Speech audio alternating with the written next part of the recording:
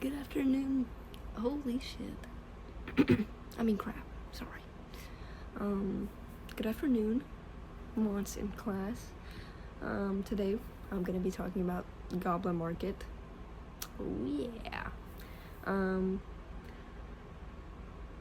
The reading of this poem, especially after going over it in class, left me not confused but conflicted on how I should view the poem, because as we were reading it in class, and I know Thomas brought up a good point about how the secular readings and the spiritual readings are kind of intertwined in the way that it's kind of like a secular tale using like spiritual references or religious references in order to warn about temptation. And I think, they both go hand in hand in a way, and it's hard to read it one way without seeing the opposite side of how it can be read. And then there's also the erotic side, where you could just read it as completely sexual in a way. But I think reading over it as someone who's not, I guess, religious, I see it more as a secular tale, just because I see it more as a warning of what happens due to temptation. And again, like we talked over it quite a lot in Mr. Mons' class, but how, not childlike, but how the reading is sort of written in a way that would be like not a fairy tale, but just like a storybook for kids, in the way that a lot of the descriptions, besides the sucked in sucked part, I guess you'd have to cut that out in order to put that in a kid's book, but the descriptions of the goblins themselves, if it were, and honestly it kind of is, more of a spiritual, or I guess religious reading, they're not warning in the way that they would like really scare someone. They're more like comical, if anything, because like when describing the merchantmen, because Laura loves to linger. She said, one had a cat's face, one whisked a tail, one tramped at a rat's pace, one crawled like a snail, one like a wombat prowled obtuse and furry, one like a rattle tumbled hurry-scurry. So it's kind of like, you don't really see, while they are beastly in a sense, they're also like the kind of beast you'd see in like I believe Ellie mentioned Dr. Seuss, just the way the language comes off in the reading of it.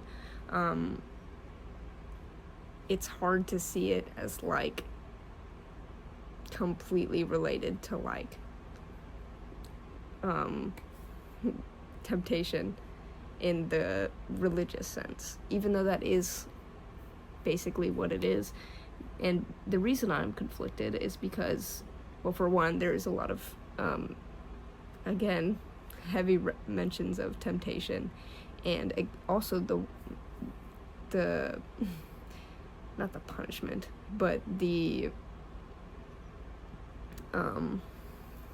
consequences that come with it, and basically how Laura is just kind of drained of life afterwards. Shit, where is it? Oh my god, there was a lot of description of it, and even the mention of Jeannie as one example.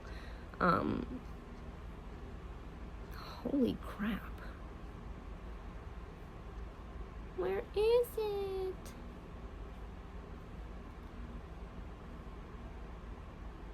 Oh my god, I'm gonna fucking dock points by just being quiet the entire time. But no, it says that as Lizzie is describing Laura, or as Laura is fearful for her life, it says, she thought of Jeannie in her grave, who should have been a bride, but who for joys brides hoped to have fell sick and died, in her gay prime, in earliest winter time, with the first glazing rime, with the first snowfall of crisp winter time.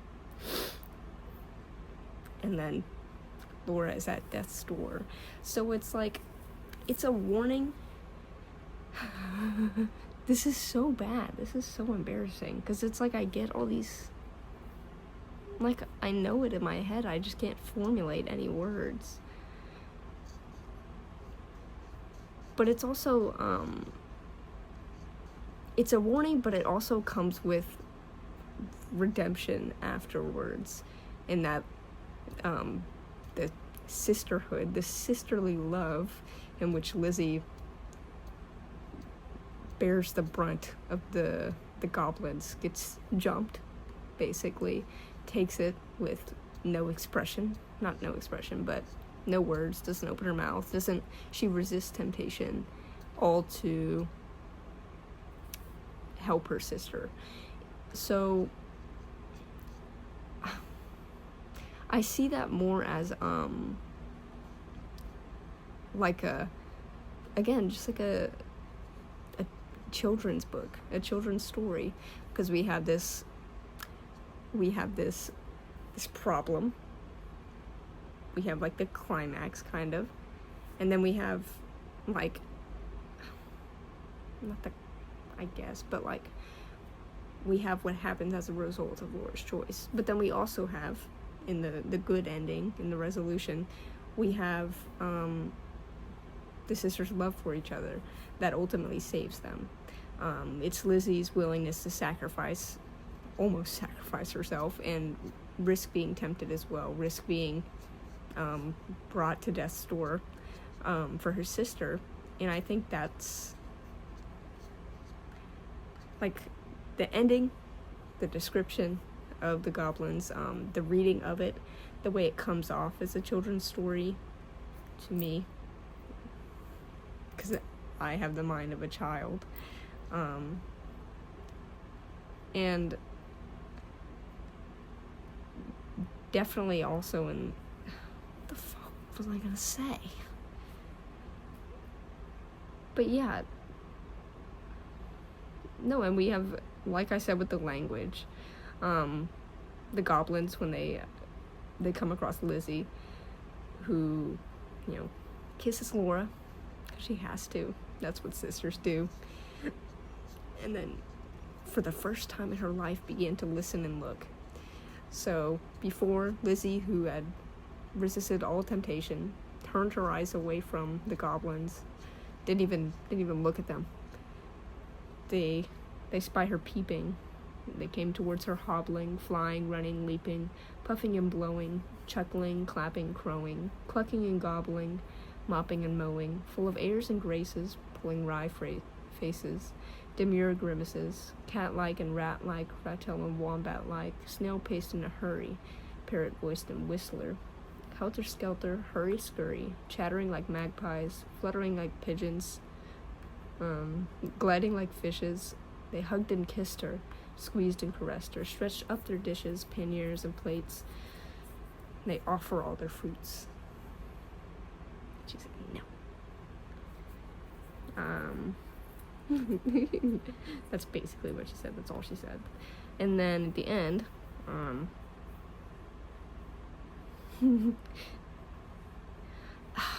I hate reading this because every single time I come across another line, I see the spiritual references, the symbolism. God, I hate this because I want so much to tie them together, but I also don't want to split off into the other side. Oh my god. And it says the fruit forbidden. But no, it's also like when Lizzie comes to Laura with the fruit juices all over her. It's like, what did she say? She said, Lizzie, have you tasted for my sake the fruit forbidden? Must your life Ooh. Must your light like mine be hidden, your young life like mine be wasted, undone in my undoing, and ruined in my ruin, thirsty, cankered, goblin ridden? So it's this like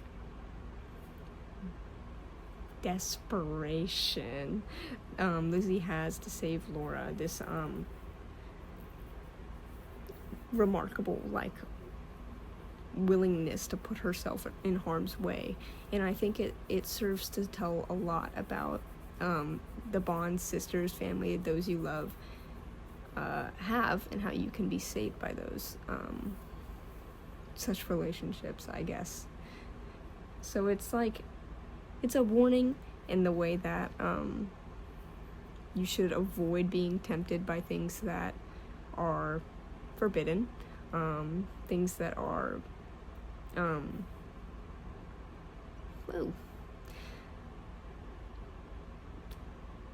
taboo. I love saying that word.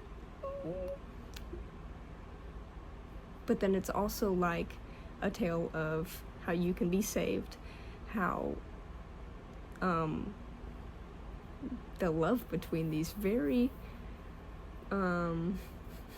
normal sisters have for each other, and how that sort of bond serves as a redemption, even though technically Laura had sinned in a way. I don't know. I do know, actually. I know so much. I'm so all-knowing. That's it for my discussion. Thank you, guys.